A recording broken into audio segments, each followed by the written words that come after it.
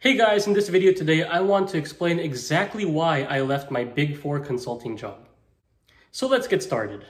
I've been working in the identity and access management space for about 5.5 years. I got my CISSP certification in 2018, which opened me to broader security principles.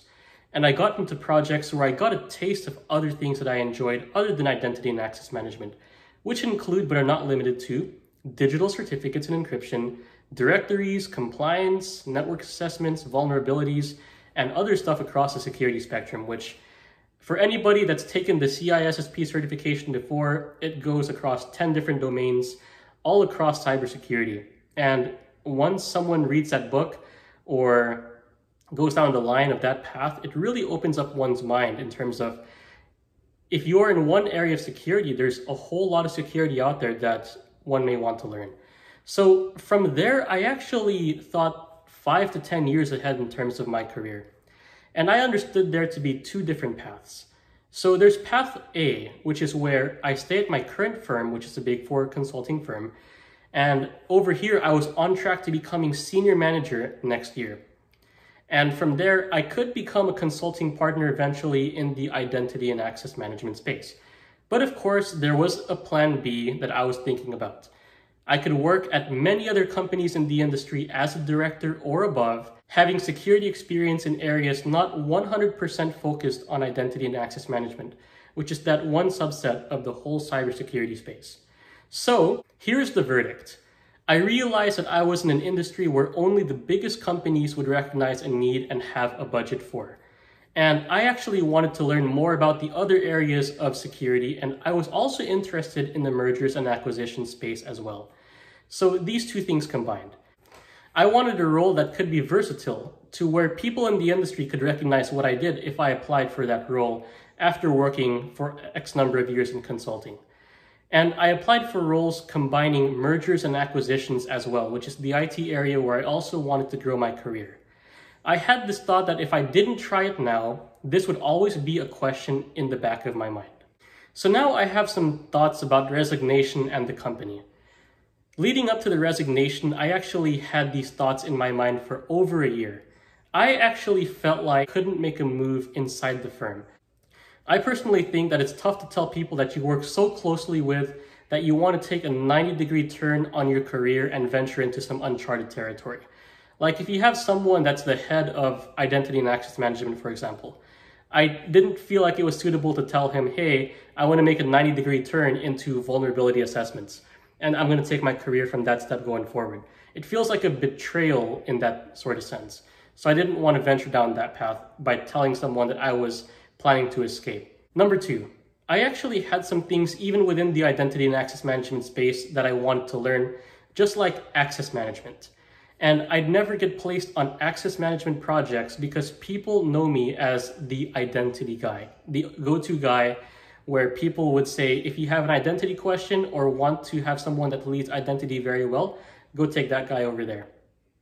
So people around me told me that I'd be the best focusing on identity and access management, but particularly the identity space within that whole realm.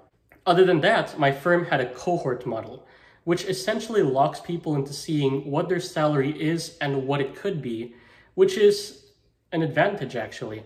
For someone that's looking for a job that's outside of the firm, it's interesting to know that as you're bumping up towards the top of a salary band, it's possible that they can't fulfill the next band until they get promoted. So for some people, they realize, you know what, it's maybe time to leave. Another point, I actually didn't want the stigma of feeling tied down or being called the go-to person for my specific experience that people know me for, because I was trying to venture and learn other parts of cybersecurity.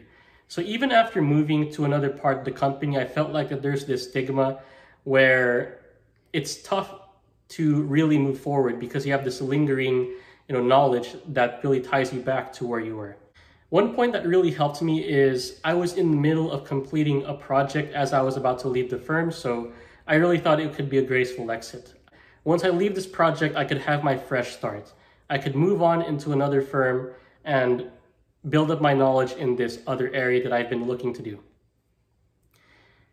My last point around this is some of the biggest growth that I've had was working with smaller projects with smaller clients.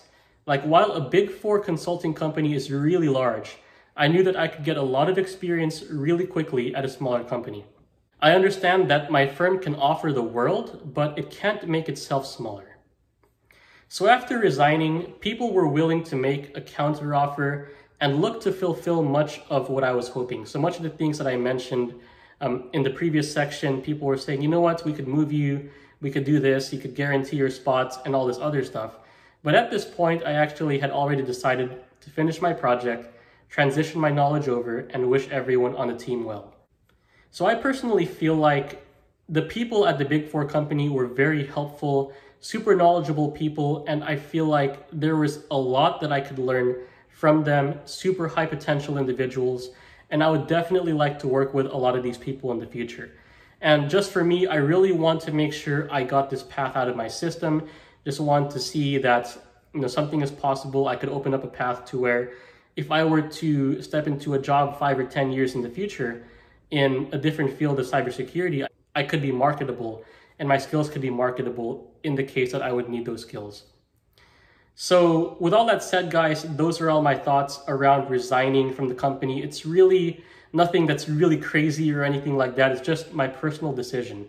And I felt like it was a time that I wanted to move on and venture in, learn the rest of cybersecurity, the rest of the knowledge that I learned from CISSP, but at a level where I could articulate it if I were to move into a position in the future where I would need to use those skills. That's my decision.